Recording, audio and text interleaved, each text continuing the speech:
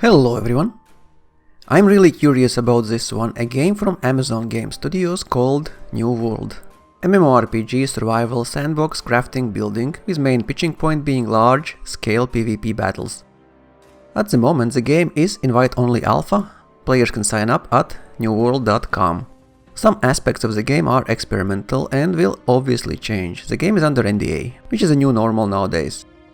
Built on Amazon Lumberyard, the game engine that was licensed from Crytek's CryEngine, and it uses Amazon's cloud technology as a kind of backbone. So we can expect similar benefits that Project C is aiming for, with Spatial OS. That allows developers to create large persistent worlds that many people can inhabit simultaneously. New World is set in a mysterious, supernatural continent at the end of 17th century, and is in fact an MMORPG, one with progression, specializations and huge-scale player versus player battles between guilds as you fight to claim land. The game shares a lot of features with survival and crafting, but then there's a lot to do that's more than just surviving. Probably the most important aspect is the social systems. Players are able to organize themselves, create groups, create companies, and easily communicate with each other. New World is best described as a sandbox MMO. It's about taking your lowly level 1 toon and developing them through the adventures you go on and the trials you face. Instead of following quest chains and a dramatic narrative, the story is yours to create through all the systems that are built into the game. Add here skill-based action combat, persistent and large-scale settlements, leveling trade skills and progression, and more. Choose how you play, what you do, and whom you work with or against, in an evolving world that transforms with the seasons, weather, and time of day. Band together to reclaim monster-haunted wilds and build thriving civilizations. Or strike out on your own, surviving in the face of supernatural terrors and murderous player bandits. The game is focused on emergent gameplay and rich social features, including deep Twitch integration with broadcaster-led events, achievements. This part is interesting if it gets implemented. But for all that to work we need players, a lot of them playing in the same world. It seems that lately some MMO developers decided to challenge technology limitations, Dual Universe, Project C, and now Amazon's New World. Most ambitious still in my opinion is Dual Universe. And yes, we are promised a lot, so can any of those projects deliver, is a real question. While the world contains creatures like bears and wolves, weirder enemies are waiting out there for you too. The day-night cycle is pretty important. Developers want players to have different experience to the point where players can avoid fighting entirely and become an alchemist, or just work on a fort and make higher tier items. Everything in the world will be built by players. It seems like the larger and more diverse in skills your clan is, the more likely you are to control huge parts of the world. You can also become a criminal, if you want to, but then there won't be any penalty for players who kill you. A campfire acts as a respawn point, and when a player dies, he or she loses all stuff in their bag, but not equipped items or tools. Unless player died as a criminal, then all is lost. That should prevent at least some kind of griefing, because losing all equipment and weapons is a penalty that not everyone will be willing to take. So killing other players is not free. Declaring war on other guild allows you to attack them without penalty, and without fear of becoming a criminal. And there are safe zones for players who want to build or craft safely. Players can build forts, can cut down every tree, mine pretty much every stone, and if there's a resource players need but don't have, they might need to venture to another part of the world to get it. What developers are aiming for sounds like a simulated society, and players apparently be able to set quests for other players. A number of points of interest are dotted around the map. That could be anything from crumbling ruins, magical anomalies, wrecked ships, and old fortifications.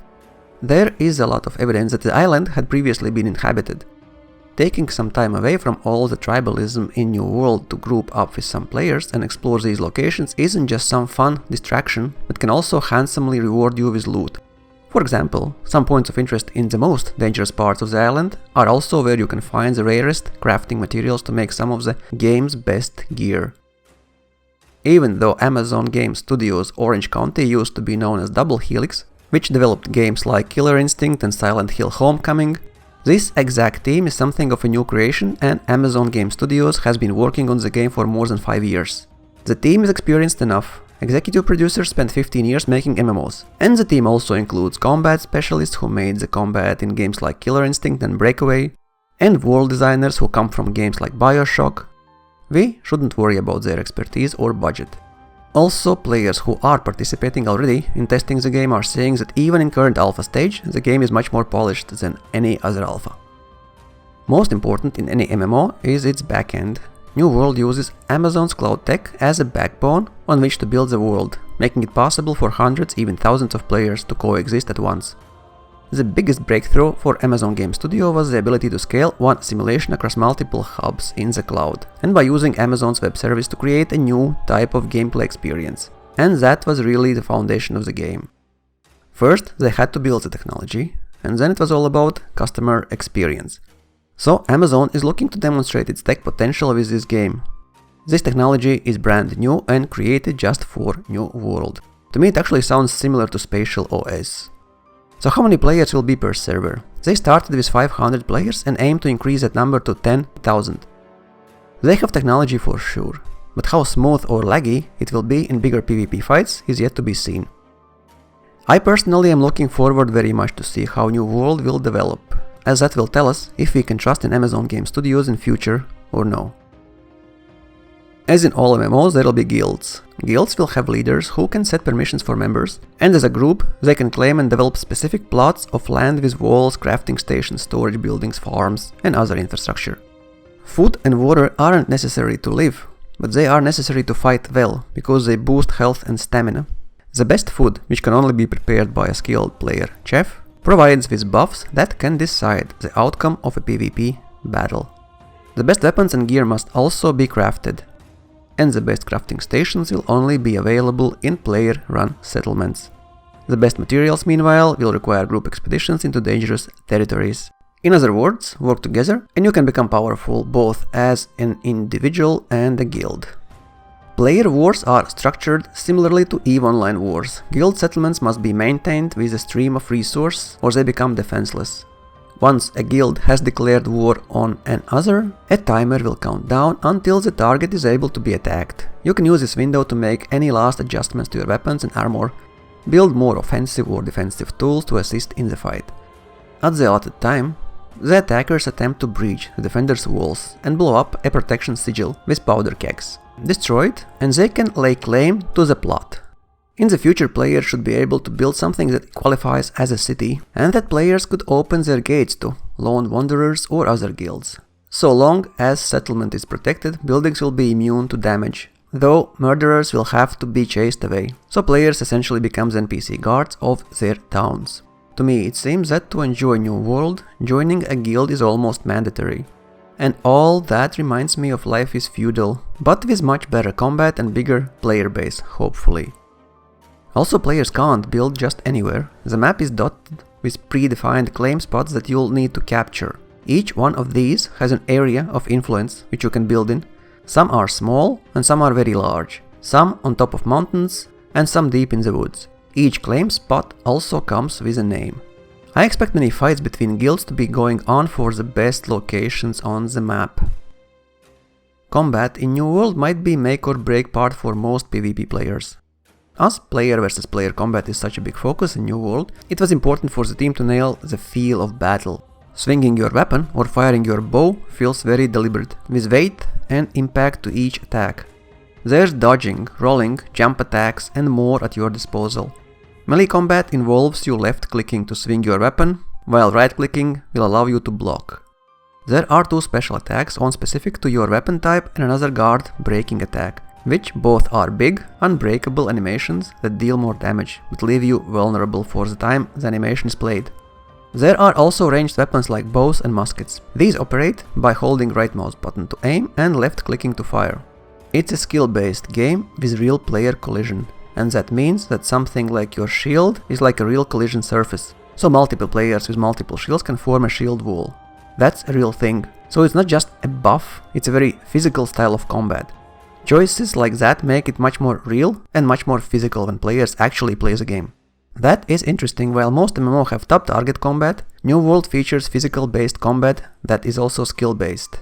That's not to say that MMO combat isn't skill-based, because it is, but in most MMOs, a 10 level advantage is huge. In New World, higher level players will have higher attributes, but a more skilled level 10 player will have a fighting chance against a level 20 player. Can they pull off interesting large-scale PvP battles? That's still the big question, but one thing is clear. There's more than enough room for strategy in larger battles. And there are a lot of NPC enemies, which can range from wolves and bears to ghouls and zombies and the corrupted former inhabitants. Progression system consists of two main categories: attributes and skills. Attributes make the player more powerful and versatile. Skills make the player better at things they do in the world, like blacksmithing, logging, and wilderness survival. Together, these provide a complex but sensible means of building a character. Players earn experience by doing things in the world, and then at certain intervals they level up and will earn attribute and skill points they can assign and use.